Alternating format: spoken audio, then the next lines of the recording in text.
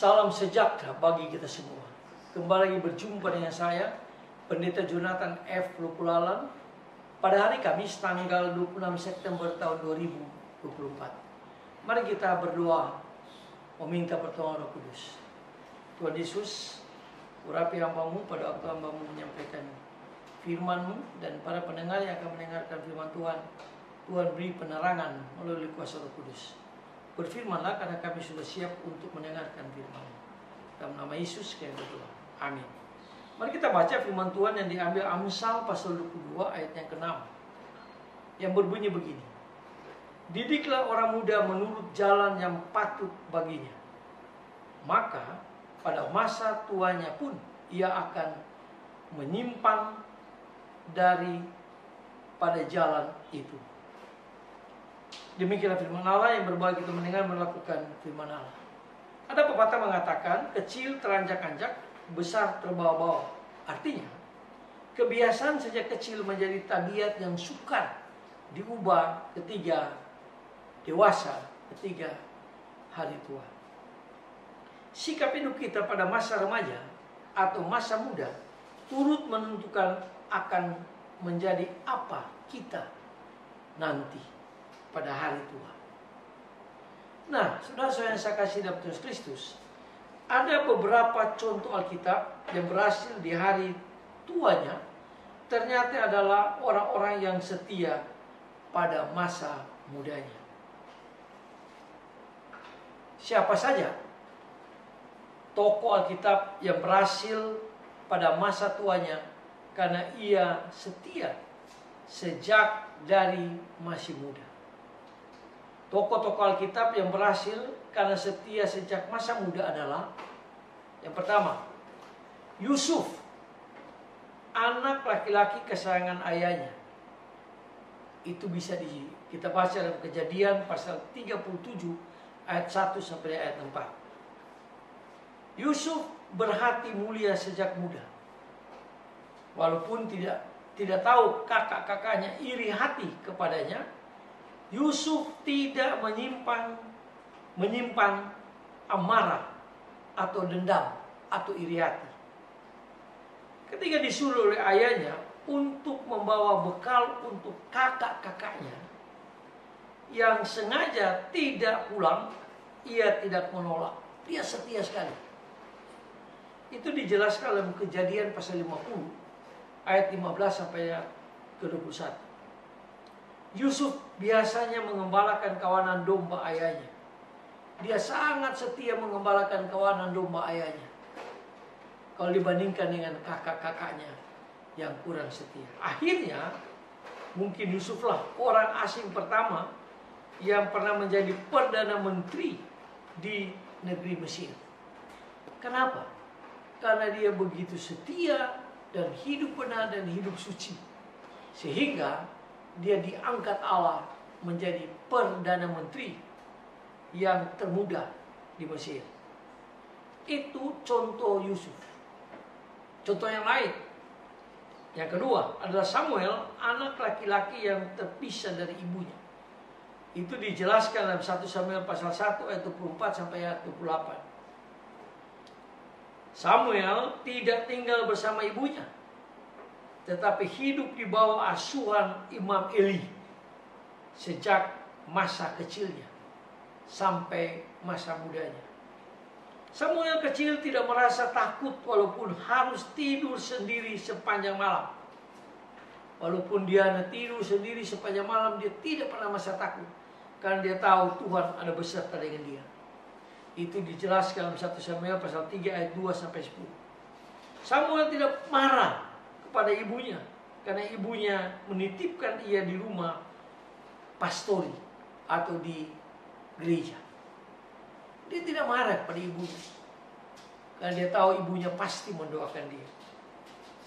Samuel tidak keberatan walaupun sejak kecil harus menjadi pelayan Allah, sementara teman-temannya sebayanya asyik bermain-main. Luar biasa Samuel ini. Dia sejak kecil dia sudah setia melayani Allah.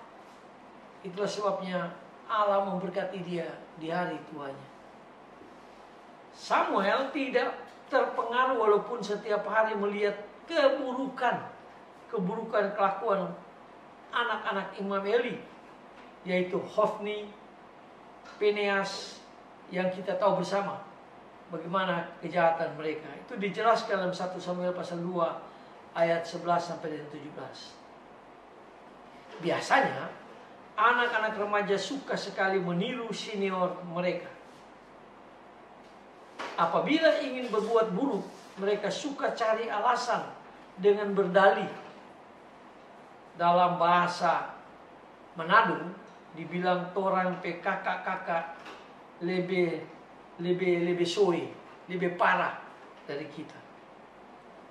Nah, kita lihat luar biasa Samuel ini. Dan akhirnya Samuel yang muda bertumbuh dan menjadi alat yang besar di tangan Tuhan. Dialah hakim pertama, ia juga yang melantik Saul, raja pertama Israel, dan raja terbesar yaitu Daud. Luar biasa Samuel ini. Dia lantik Saul, dia lantik Daud, yang dipakai Tuhan secara luar biasa. Yang ketiga, Daud, si bungsu yang pemberani. Itu dijelaskan di dalam 1 Samuel pasal 16 ayat 11 sampai ayat 13. Daud memiliki pribadi yang luhur, yang tulus, yang luar biasa. Daud seorang yang suka memuji Allah sejak kecil. Itu dijelaskan di dalam 1 Samuel pasal 16 ayat 23. Daud seorang anak yang dengar-dengaran kepada orang tuanya. Dia begitu setia, begitu taat pada orang tuanya. Makanya dia diberkati Tuhan di hari tuanya. Itu pun dijelaskan dalam 1 Samuel pasal 17 ayat 17. Daud ya tidak pernah marah walaupun kakak-kakaknya tidak senang dengan Daud. Dia tidak pemarah, dia tenang. Dia selalu mengandalkan Tuhan. Itu dijelaskan dalam 1 Samuel pasal yang ke-17 ayat yang ke-28. Daud sudah belajar bertanggung jawab sejak kecil.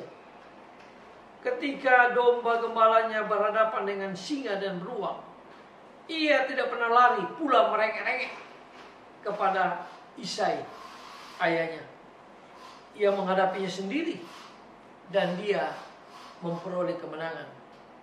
Itu dijelaskan dalam 1 Samuel pasal 17 ayat 33 dan 35. Daud tidak meninggalkan domba gembalanya walaupun di rumah ada pesta yang luar biasa. Dia tetap mengembalakan. Itu dijelaskan di dalam 1 Samuel pasal 16 ayat 11. Akhirnya Daud menjadi raja terbesar di seluruh Israel.